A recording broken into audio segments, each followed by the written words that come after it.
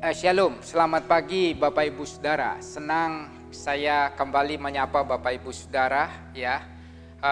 Beberapa hari yang lalu Penatua Sofyan sudah mengingatkan kepada kita bahwa iman itu harus disertai dengan perbuatan. Nah, ada hal yang menarik yang pagi hari ini ingin saya sama-sama ajak Bapak Ibu Saudara untuk renungkan ya. Dan juga terus ingatkan kembali kepada setiap kita Bapak Ibu Saudara. Penatua Hengki juga ingatkan pegangan kita ada di Mazmur 91 di dalam menghadapi situasi-situasi seperti ini.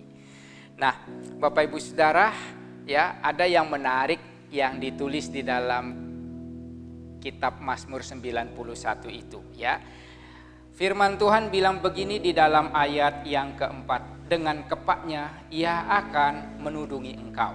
Lalu di ayat yang kelima disebut begini, engkau tidak usah takut terhadap kedahsyatan malam, terhadap panah yang terbang di waktu siang. Karena apa? Ada perlindungan Tuhan yang senantiasa ada bersama-sama dengan kita.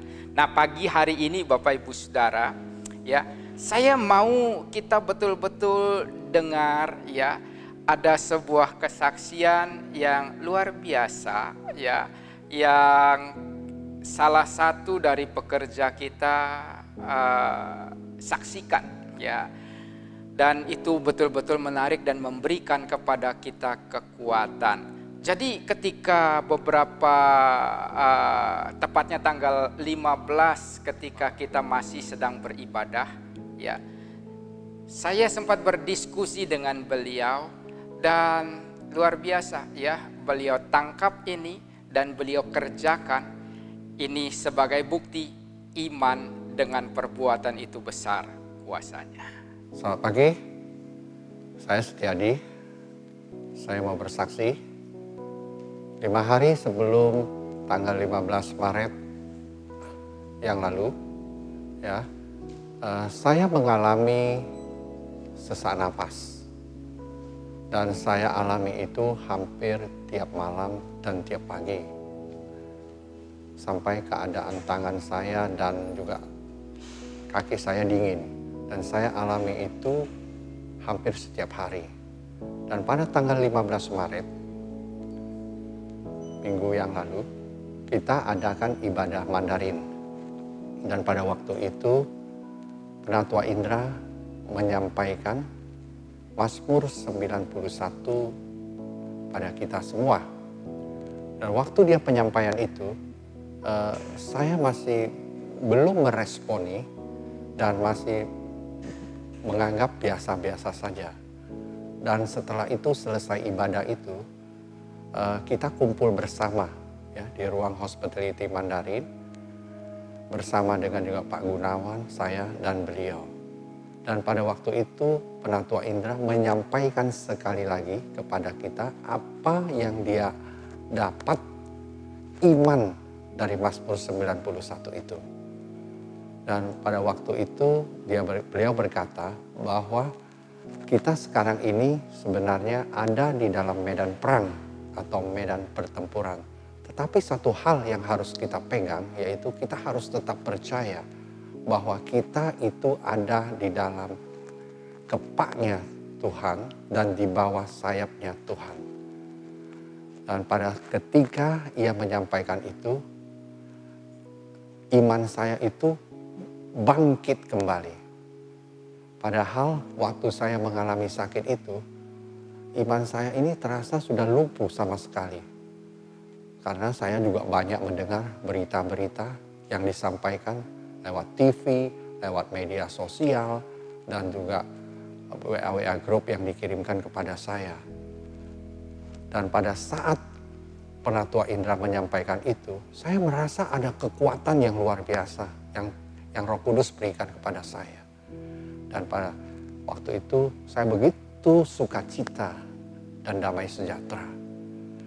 Ya, dan pada singkat cerita, pada malam harinya, saya berdoa pada Tuhan. Dan saya berkata, Tuhan, Engkau Allahku yang besar. yang luar biasa. Dan pada malam hari ini aku percaya, apapun yang terjadi pada diriku, aku tetap percaya bahwa aku ada di dalam lindunganmu dan di bawah sayapmu, dan aku sudah ada di dalam kepakmu. Dan aku percaya bahwa kesembuhan ini juga sudah terjadi. Haleluya! Besok paginya ketika aku bangun, aku merasa bahwa sesak napasku ini sudah sembuh total. Dan badan aku terasa lega, dan aku sangat bersyukur, dan aku memuji Tuhan. Dan aku berkata, Tuhan Engkau ajaib, Engkau luar biasa. Sekian, terima kasih. Inilah kesaksian yang bisa saya bagikan pada saudara-saudara, bapak-bapak, ibu, kekasih dalam Tuhan. Terima kasih, Tuhan Yesus memberkati. Haleluya, terima kasih Pak Setiadi. Bapak Ibu Saudara diberkati dengan kesaksian ini bukan? Benar bahwa iman tanpa perbuatan itu pada hakikatnya mati. Betul yang ditulis di Alkitab, yang di dalam kitab Yakobus 2:26, saya baca buat Bapak Ibu Saudara satu ayat ini.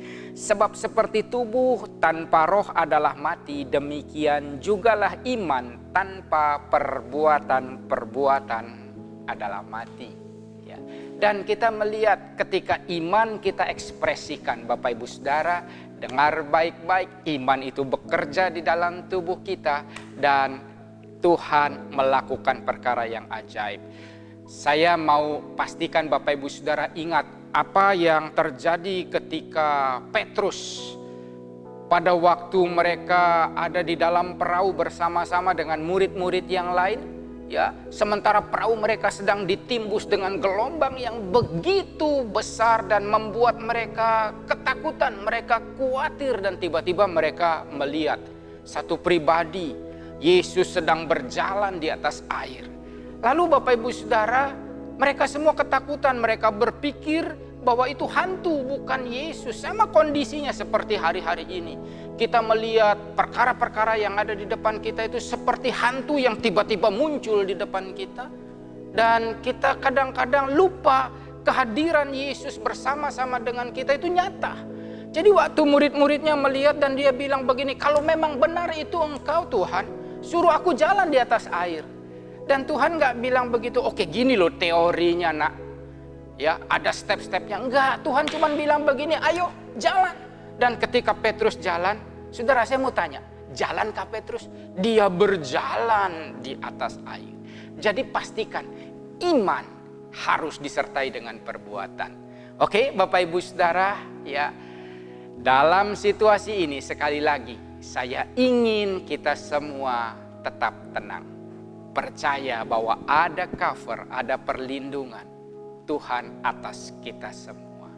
Jadi mari ya tetap sehat, tetap semangat, tetap berdoa, dan percaya doa kita mampu merubah segala sesuatu.